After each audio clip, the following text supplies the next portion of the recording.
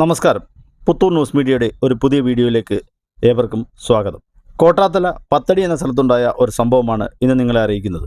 വയനാട്ടിൽ എല്ലാം നഷ്ടപ്പെട്ട രക്തബന്ധമോ നേരിട്ട് അറിവോ ഇല്ലാത്ത ആളുകളെ കൈയും മെയ്യും മറന്ന് കേരളം ഒരേ മനസ്സോടെ സഹായിക്കുന്ന ഈ സമയത്ത് ഒരേ രക്തത്തിൽ പിറന്ന ജ്യേഷ്ഠനെ സ്വന്തം അനിയൻ മാരകമായി മർദ്ദിക്കുകയും തെറിവിളിക്കുകയും മാരുതി ഒമിനി വാൻ ഉപയോഗിച്ച് ഇടിക്കുകയും ചെയ്ത കാഴ്ചയാണ് നമ്മൾ കാണുന്നത്. വർഷങ്ങളായുള്ള കുടുംബ പ്രശ്നങ്ങളാണ് ഇത്തരത്തിലൊരു ആക്രമണത്തിന് കാരണമായത് എന്നാണ് അറിയാൻ കഴിഞ്ഞത്. 2 ദിവസം മുൻപുണ്ടായ ഈ ആക്രമണത്തിനെതിരെ തുളസീധരൻപിള്ള കൊട്ടാരക്കര പോലീസിൽ പരാതി നൽകി. ആക്രമണത്തിൽ തുളസീധരൻപിള്ളയുടെ കാലിന് പൊട്ടലുണ്ട്. കൊട്ടാരക്കര ഹോസ്പിറ്റലിൽ ചികിത്സ തേടിയ തുളസീധരൻപിള്ളയുടെ കാലിൽ പ്ലാസ്റ്റർ ഇട്ടിരിക്കുകയാണ്.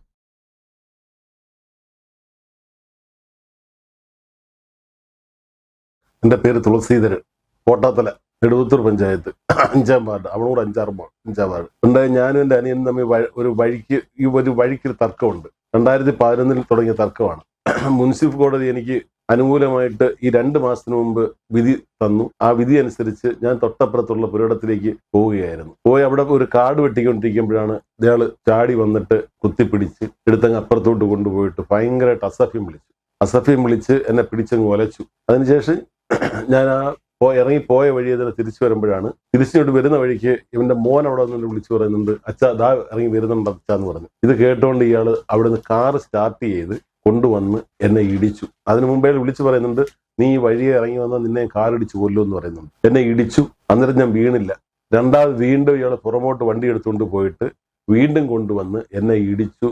ഞാൻ മറിഞ്ഞപ്പോഴ് ഞാൻ ആ വണ്ടിയുടെ ബമ്പറിൽ കയറി പിടിച്ചു. അങ്ങനെ അത് കഴിഞ്ഞിട്ട് തിരിച്ച് ഞാനിഞ്ഞ് എൻ്റെ വീട്ടിലോട്ട് പോരാൻ തുടങ്ങി. ഞാൻ തിരിഞ്ഞിട്ട് വന്നപ്പോഴും വണ്ടി നിർത്തിയിട്ട് വണ്ടിക്കകത്തുനിന്ന് ഒരു കാട്ടുകമ്പ് എടുത്തുകൊണ്ട് വന്ന് എൻ്റെ മുതുകത്ത് അടിച്ചതിന് ശേഷം ഞാൻ തിരിഞ്ഞോട്ട് പോരുന്നപ്പോഴ് എന്നെ ഒരു ചവിട്ടി ഞാനങ്ങ് താഴെ മറിഞ്ഞു പോയി. ഞാൻ ഉരുണ്ടുകൊണ്ട് ഇങ്ങനെ വരുന്ന സമയത്താണ് എൻ്റെ വൈഫ് ബഹളം കേട്ടുകൊണ്ട് അടുക്കളയിൽ നിന്ന് ഓടി വരികയും വൈഫ് വന്ന് എഴുന്നേറ്റപ്പോൾ എനിക്ക് നടക്കാൻ വലിയ ബുദ്ധിമുട്ട്. ആ എഴുന്നേറ്റ് നിൽക്കുമ്പോഴും ഇവൻ എന്നെ വന്ന് ചവിട്ടി അങ്ങനെ എൻ്റെ വൈഫിൻ്റെ തോളയിൽ തൂങ്ങി. ഞാനിഞ്ഞ് ഇവിടെ വന്ന് സിറ്റ് ഔട്ടിന് അവിടെ ഇരുന്ന് കഴിഞ്ഞിട്ട് ഇവനങ്ങ് ഭയങ്കരമായിട്ട് ചീത്ത വിളിച്ച് ഈ ചീത്ത കേട്ടോണ്ടാണോ അപ്പുറത്തുള്ള അഡ്വക്കേറ്റ് പുഷ്പാനന്ദൻ കയറി വരികയും, ഇവിടെ നീ എന്ത് മര്യാദ കാണിക്കുന്ന കയറി പോകുമെന്ന് പറഞ്ഞു. അങ്ങനെ കയറിപ്പോയി. അങ്ങനെ പുഷ്പാനന്ദൻ വീട്ടിൽ പോയിട്ട് പുഷ്പാനന്ദന്റെ മകനെയും സർവീസ് സ്റ്റേഷനിലെ പയ്യനെ വേറൊരു പയ്യനോട് വിളിച്ചാണ് എന്നെ ഹോസ്പിറ്റലിലാക്കുന്നത്. അത് ഹോസ്പിറ്റലിൽ പോയപ്പോൾ ആദ്യം എക്സ്റേ എടുത്തപ്പോൾ, ഞായറാഴ്ചയാണ് ഈ സംഭവം, അതുകൊണ്ട് സ്പെഷ്യലിസ്റ്റ് ഡോക്ടർമാരില്ല. അന്ന് അവിടെ അഡ്മിറ്റ് ചെയ്തു. എക്സ്റേ എടുത്ത് നോക്കിയപ്പോൾ അത് പൊട്ടലില്ല. പിറ്റേന്ന് ഓർത്ത വന്നപ്പോഴാണ് പറഞ്ഞ് CT സ്കാൻ എടുക്കണമെന്ന് പറഞ്ഞു. CT സ്കാൻ എടുത്ത് പൊട്ടലുണ്ട്. അങ്ങനെ ഹോസ്പിറ്റലിൽ അഡ്മിറ്റ് ചെയ്യുകയും ചൊവ്വാഴ്ച പ്ലാസ്റ്റർ ഇടുകയും ചെയ്തു. ഇത്രയാണ് സംഭവിച്ചിരിക്കുന്നത്. ഇത് ആദ്യത്തെ സംഭവമൊന്നുമല്ല. ഇവിടെ ഈ സർവീസ് സ്റ്റേഷൻ തുടങ്ങുന്നത് എൻ്റെ വേറൊരു ബ്രദറായിരുന്നു. ആ സർവീസ് സ്റ്റേഷൻ നടത്തിക്കൊണ്ടിരിക്കുന്ന സമയത്ത് എന്നും നിരന്തരമായ ശല്യമായിരുന്നു. അങ്ങനെ ഒരു ദിവസം അവിടെ എന്തോ വർക്ക് നടന്നുകൊണ്ടിരിക്കുന്ന സമയത്ത് ആ അനിയന്റെ കാലിൽ അവൻ കട്ട എടുത്ത് എറിഞ്ഞ് കാല് ഓടിച്ചു. അത് ഒരു സംഭവം. ആ കടയിൽ ചായ കച്ചവടം നടത്തിക്കുന്ന അമ്പി എന്ന് പറയുന്ന ഒരു സ്ത്രീയെ ആ കടയിൽ നിന്ന് എടുത്തെറിഞ്ഞ് അവളുടെ സാധനമെല്ലാം വലിച്ചെടുത്ത് ദൂരെ എറിഞ്ഞു. അതെ, വീടിന്റെ കുടുംബത്തിന്റെ തൊട്ട് മേളിൽ താമസിച്ചിരുന്ന രമണി എന്ന് പറയുന്ന സ്ത്രീയെ ഈ കാലെല്ലാം അടിച്ചങ്ങ് ഒരു പരുവാക്കിയിരുന്നു. അങ്ങനെ ആ കേസുകളിലെല്ലാം ഇവൻ രക്ഷപ്പെട്ടതാണ്. അതിനുശേഷം എൻ്റെ ചേച്ചി അച്ഛന് സുഖമില്ലാതെ കിടക്കുന്ന കുടുംബ വീട്ടിൽ കയറി ചെന്നതിന് എൻ്റെ ചേച്ചി അവൻ മൃഗീയമായിട്ട് മർദ്ദിച്ചു. അങ്ങനെ നിരവധി പ്രശ്നങ്ങൾ. എന്നും ഇവിടെ ശല്യമാണ് അവനെ കൊണ്ട്. ഇവിടെ ഇപ്പൊ മാഷ് തന്നെ എൻ്റെ വീട്ടിലോട്ട് വരിക, അറിയത്തില്ല ഇങ്ങനെ കേസുണ്ടെന്ന്. വീട്ടിൽ വന്ന് കയറിയതിന് ശേഷം ഇവൻ ഉടനെ അവൻ്റെ ഒരു ഓമിനി എടുത്തങ്ങ് പുറത്തിട്ടാൽ പോകാൻ പറ്റത്തില്ല. പിന്നെ അവരുമായിട്ട് ചീത്തവിളിയും ബഹളമാവും.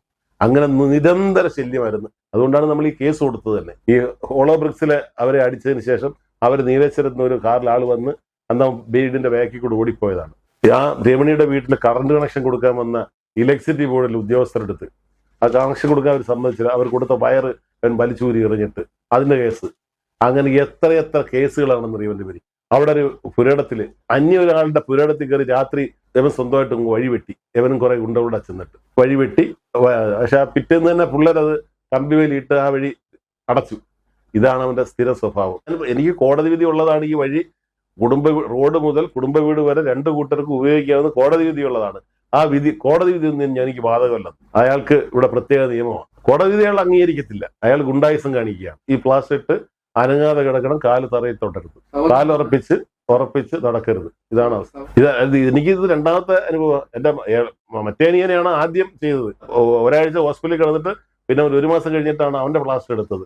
അന്നവൻ എൻ്റെ അടുത്ത് പറഞ്ഞതാ, അണ്ണാ ഇവനെ ഇങ്ങനെ വിടരുത്, ഇവനെ നല്ല രീതിയിൽ കേസ് കൊടുത്തവനെ കുഴപ്പിക്കണമെന്ന് പറഞ്ഞ്. പക്ഷെ ഞാൻ പറഞ്ഞ് നമ്മുടെ കുടുംബത്തിൽ പ്രശ്നം ഉണ്ടായാലും നാട്ടുകാർ അറിയണ്ട, അങ്ങനെ ഒതുക്കി തീർത്താണത്. ഇവന്റെ ശല്യം കാരണമാണ് അവിടെ വീടും വെച്ച് നല്ല രീതിയിൽ ഈ 2 സ്ഥാപനങ്ങൾ ഇവിടെ സർവീസ് സ്റ്റേഷനും അപ്പുറത്തും വല്ലാത്ത വർക്ക്ഷോപ്പും തുടങ്ങി നല്ല രീതിയിൽ നടത്തിക്കൊണ്ടിരുന്നതാണ്.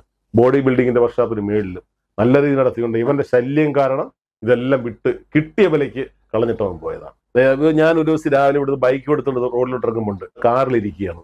ഞാൻ വണ്ടി അങ്ങോട്ട് കൊണ്ടുവന്നപ്പോഴും അവൻ കാറെടുത്ത് തിരിച്ചിട്ട് കൊണ്ടുവന്നിട്ട്, ഇവിടെ മറ്റേ മോനെ നിന്നെ ഇപ്പൊ ഇടിച്ച് ഞാൻ കൊല്ലുമെന്നും പറഞ്ഞിട്ട് ഒരു തരത്തിൽ ജീവിക്കാൻ സമ്മതിക്കുന്നത്. നമ്മൾ എത്രമാത്രം ഒഴിഞ്ഞൊഴിഞ്ഞു പോകുന്നു അവൻ അതിനകത്ത്.